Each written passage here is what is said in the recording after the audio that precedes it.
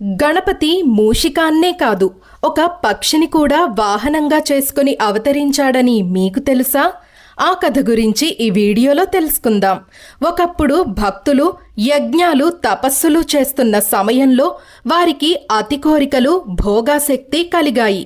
దీనివల్ల అనేక సమస్యలు తలెత్తాయి. ఈ సమస్యను పరిష్కరించడానికి విష్ణుమూర్తి తన శక్తితో కామాసురుడనే రాక్షసుణ్ణి సృష్టించాడు. విష్ణువు శక్తి చేత పుట్టడం వల్ల కామాసురుడు అపార బలంతో లోకాలలో అశాంతి సృష్టించడం మొదలుపెట్టాడు. ఇది కామాసురుని పుట్టుకకు సంబంధించి ఒక ఇతిహాసంలో చెప్పబడిన కథ. అయితే ముద్గల పురాణంలో కామాసురుడు కామానికి ప్రతిరూపంగా ఉద్భవించిన రాక్షసుడిగా చెప్పబడ్డాడు. పుట్టిన వెంటనే కామాసురుడు అసురగురువైన శుక్రాచార్యుని నిర్దేశంతో శివుని కోసం తపస్సు చేసి ఆయనను ప్రసన్నం చేసుకొని తన శక్తి సామర్థ్యాలను అజేయత్వాన్ని అభివృద్ధి చేసుకొని యజ్ఞాలకు ఆటంకం కలిగిస్తూ భక్తులను ధర్మ మార్గం నుండి తప్పిస్తూ అనేక కల్లోలాలు సృష్టించాడు.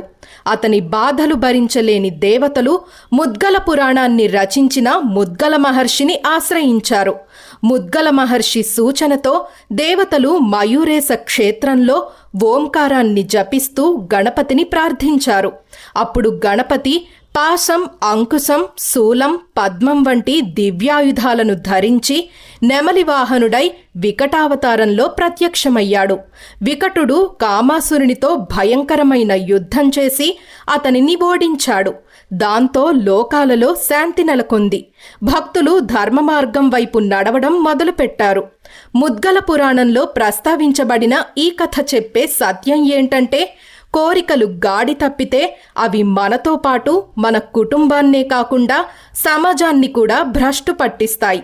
కోరికలను నియంత్రణలో ఉంచుకోగలిగిన వారు పరమాత్మ కృపకు పాత్రులవుతారు.